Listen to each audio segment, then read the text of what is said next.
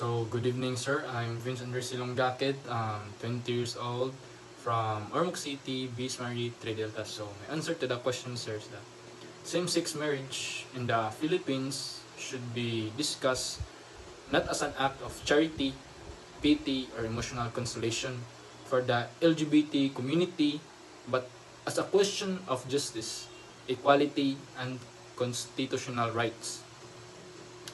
To say it should be permitted in order to show empathy, risk framing marriage as a gift from the majority to a minority. That framing is flawed. Rights are not granted because others feel sympathy.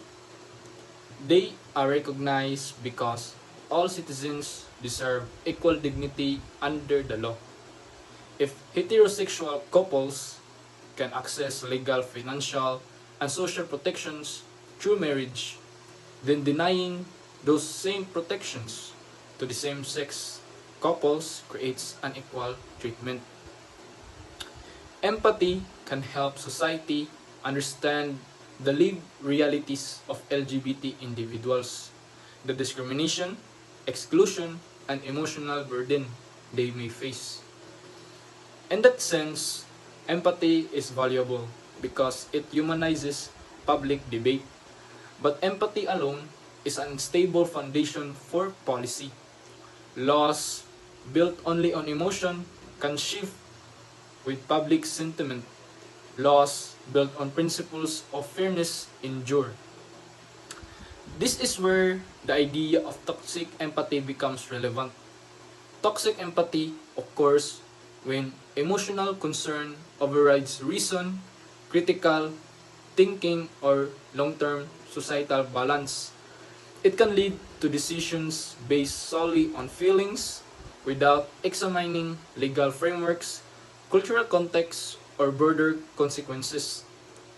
In debates like same-sex marriage, toxic empathy would mean supporting or opposing the issue merely because one feels compelled to comfort or defend a group without engaging constitutional values, social realities, and evidence.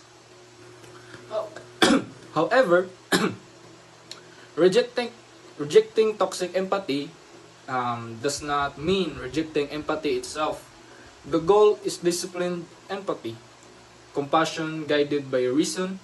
A mature society neither dismisses emotional realities nor allows emotion to dominate justice. Instead, it listens, evaluates, and acts accordingly to both human dignity and rational principle. So, therefore, same-sex marriage in the Philippines should not be permitted simply to show empathy.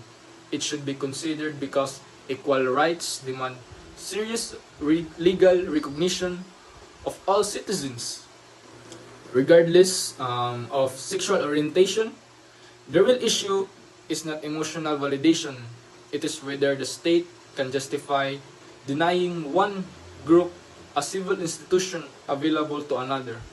When examined through the lens of justice rather than sentiment, the argument becomes stronger, more principled, and far more enduring. So that's all, sir. Thank you.